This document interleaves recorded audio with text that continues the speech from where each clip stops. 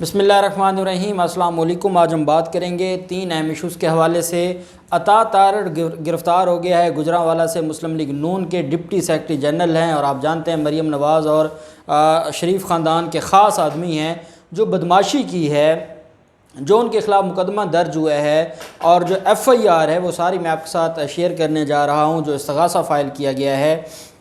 SSP ہے investigation Gujranwala کے، یہ وہاں پر معاملہ سامنے آیا ہے، اس کی ڈیٹیلز میں آپ کے ساتھ شیئر کروں گا۔ ساتھ ہم بات کریں گے پاکستان مسلم لیگ نون ابھی سے دھاندلی کا رونا شروع کر دیا ہے، اور مریم اورنگزیب نے رو دھو کے ایک پریس کانفرنس کی ہے، اور مریم اورنگزیب کا یہ کہنا ہے کہ ہمارے ساتھ بڑی زیادتی ہو گئی ہے، اور جس طریقے سے پاکستان تحریک انصاف نے الیکشن ہم سے چرایا ہے اور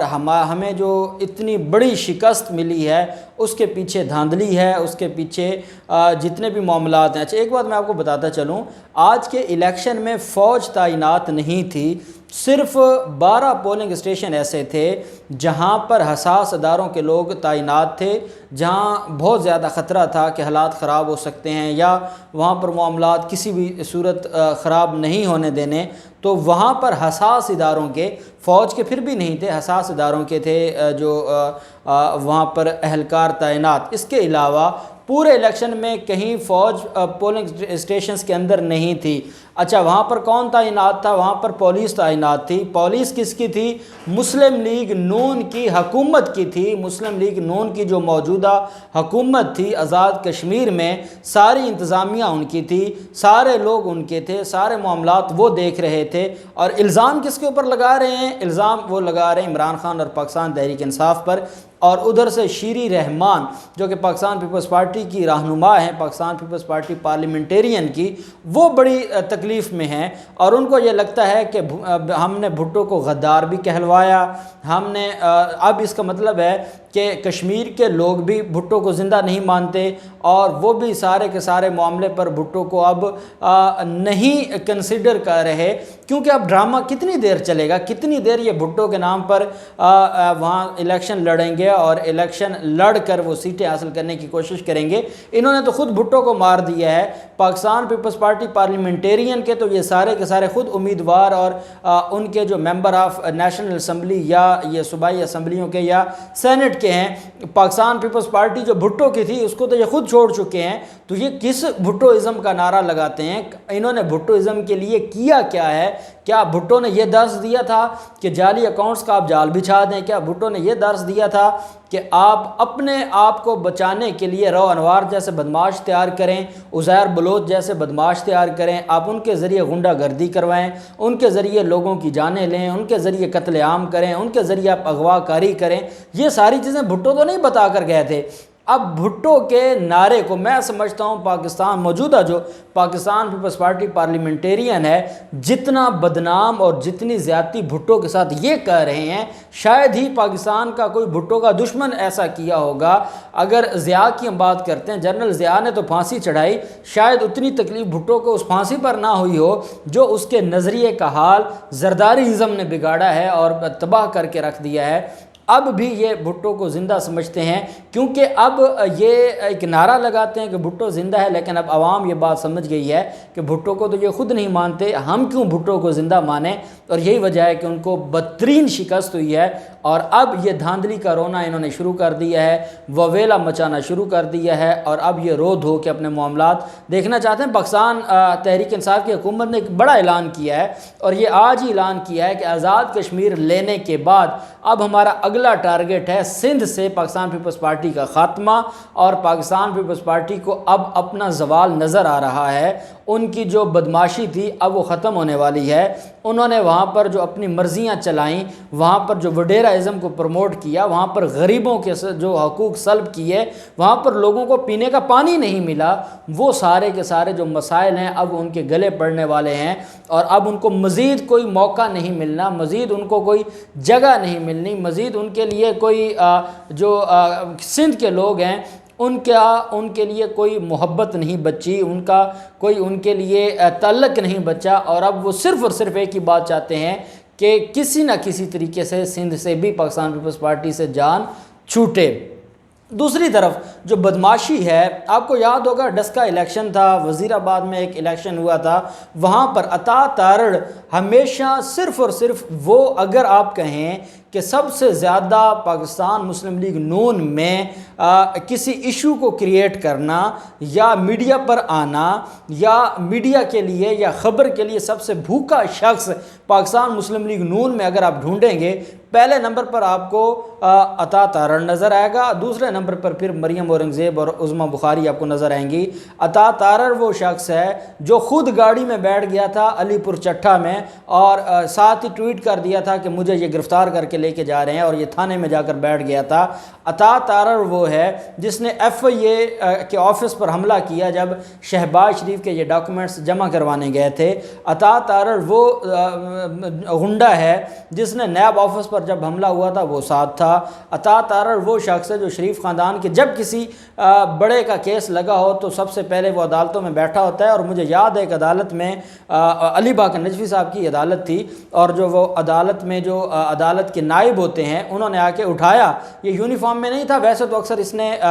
وکلا کی یونیفارم پہنی ہوتی ہے، شہزاد اکبر کہہ چکے ہیں کہ یہ وکیل نہیں ہے اور جعلی وکیل بن کر یہ یونیفارم پہن کر پھر رہا ہوتا ہے، اگر ہے بھی تو وہ ہے ایسا ہی وکیل جیسے جس بندے کو قانون کی الف بے کا بھی نہیں پتہ، کیونکہ پتہ چل جاتا ہے انسان کو، اور پریکٹس جو نہیں کرتا وہ کون سا وکیل ہے، خالی ڈگری لینے سے تو وکیل نہیں بنتا، پریکٹس سے ہی انسان وکیل بنتا ہے جس کو پتہ ہو وکالت کیا ہے۔ تو یہ لوگ کیا جانے کہ وکالت کیا ہے، نہ یہ کبھی مجسٹریٹ کے سامنے پیش ہوئے، نہ سول جج کے سامنے پیش ہوئے، نہ ایڈیشنل سیشن جج کے سامنے، نہ سیشن جج، نہ ہائی کورٹ پیش ہوتے ہیں، اور خالی یونیفارم لگا کے سیاسی جماعتوں کے اعلیٰ کار بن کر یہ بدماشی کرتے ہیں۔ تو وہ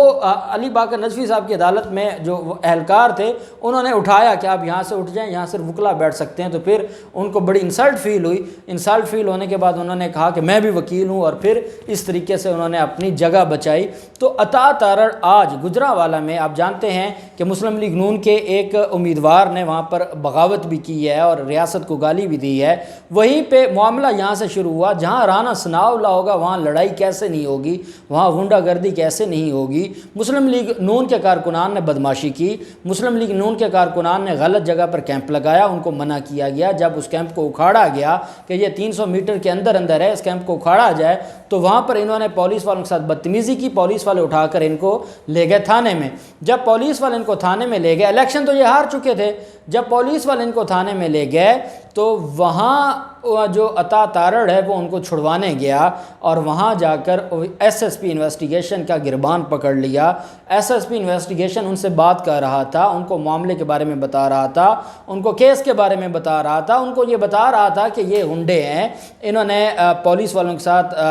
جو ہے وہ دھکم پیل کی ہے، انہوں نے پولیس والوں کے ساتھ زیادتی کی ہے، تو ہم اس معاملے کو دیکھ رہے ہیں اور آپ کل ان کی ضمانتیں کروا لیجئے گا۔ عطا تارڑ نے گریبان پکڑا ہے SSP انویسٹیگیشن کا، اور جب گریبان پکڑا ہے تو بار بار SSP انویسٹیگیشن کہہ رہا ہے کہ ورزی چھوڑ دو، وردی کو ہاتھ نہ لگاؤ، میری وردی چھوڑ دو۔ وہ ویڈیو آپ دیکھ سکتے ہیں، اس میں SSP انویسٹیگیشن ایک ہی بات کہہ رہا ہے کہ وردی کو ہاتھ نہیں لگانا، ورزی میری چھوڑ دیں۔ جب یہ سارا معاملہ ہوا تو عطا تارڑ نے جب وہاں پر بدماشی کی، غنڈہ گردی کی، تو عطا تارڑ کو پکڑ کے انہوں نے تھانے میں بٹھا دیا۔ پھر بھی یہ باز نہ آیا، پولیس نہیں گرفتار کرنا چاہتی تھی، پولیس کو پتہ ہے کہ یہ جو ہے وہ یہ شریف خاندان کا خاص نوکر ہے، اس کو بٹھا بھی لیں گے تو اس بیچارے کے کیا اوقات ہے، یہ تو اپنے نمبر گیم کے چکر میں ہے اور نمبر بنانے کے چکر میں یہ ہمارے ساتھ بدتمیزی کر رہا ہے، تو ایویں تھانے میں ہمیں رکھنا پڑے گا، چائے پانی بھی پلانا پڑے گا۔ تو تھانے والے بھی اس چیز سے پیچھے ہٹ رہے تھے کہ یہ پھر تھانے کے باہر جا کے انہوں نے گالم گلوچ شروع کر دی اور انہوں نے دھمکانا شروع کر دیا۔ تو SSP انویسٹیگیشن نے کہا کہ پھر ہمارا جو معاملہ تھا وہ ہمارے ہاتھ سے کنٹرول سے باہر نکل گیا تھا، کیونکہ یہ ڈائریکٹ حملے پر آ گئے تھے، انہوں نے تھانے پر پھر حملہ کیا، زد و کوب کیا، پولیس والوں کو مارا، دھکم پیل کی، جو SSP ہے اس کی جو وردی ہے وہ پھاڑی، اور انہوں نے بدتمیزی کی، اس پر ان کے خلاف مقدمہ درج کیا ہے، استغاثہ درج کیا گیا ہے۔ استغاثہ کی تصویر میں نے تھم نیل پر لگا دی ہے، آپ اس کو پڑھ سکتے ہیں، اس میں عطا تارڑ کا اسپیسیفک رول ہے، اس نے گریبان پکڑا ہے، 3 بٹن شرٹ کے ٹوٹے ہیں، 353 لگائی ہے، 506 لگائی ہے، 148 لگائی ہے، 149 لگائی ہے، سارے جو اوفینسز ہیں جو لگ سکتے تھے کار سرکار میں مداخلت کے اوفینسز ہیں، ہنگامے کے، تھانے پر حملے کے، وہ سارے کے سارے اوفینسز لگا کر استغاثہ فائل کر کے عطا تارڑ کو بند کر دیا ہے۔ پہلے اور وقت ہوتا تھا کہ بغیر ایف آئی آر درج نہیں ہوتی تھی، ان کو چھوڑ دیا جاتا تھا۔ اب میں امید کرتا ہوں کہ اب اس وقت جب میں آپ سے بات کر رہا ہوں اس وقت وہ تھانے میں ہیں اور مسلم لیگ نون بڑی تکلیف میں ہے۔ ایک ان کو آزاد کشمیر میں الیکشن بری طرح وہ ہارے ہیں، پٹ گئے ہیں، اور دوسری طرف ان کا جو اہم کرندہ ہے وہ ہنڈا گردی کرتے کرتے کرتے کرتے بالآخر پکڑا گیا۔ ان کو یہ لگتا تھا کہ ان کو پکڑنا مشکل ہے، یا ان کو پکڑنا مشکل ہی نہیں ناممکن ہے، لیکن بالآخر آپ نے دیکھا کہ پولیس نے ان کو ہاتھ بھی لگایا، پولیس والوں نے پکڑا بھی، اور پولیس والوں نے تھانے میں بھی بند کر دیا۔ اب دیکھتے ہیں کہ صبح جسمانی ریمانڈ کے لیے ملزمان کو عدالت پیش کیا جائے گا، اور جسمانی ریمانڈ ملتا ہے، ملزمان جوڈیشل ریمانڈ پر جاتے ہیں۔ جو بھی ڈیٹیلز ہوں گی ہم آپ کے ساتھ شیئر کرتے رہیں گے۔ اللہ پاک پاکستان کا حامی و ناصر ہو۔ بہت شکریہ۔ اللہ حافظ۔ پاکستان زندہ باد۔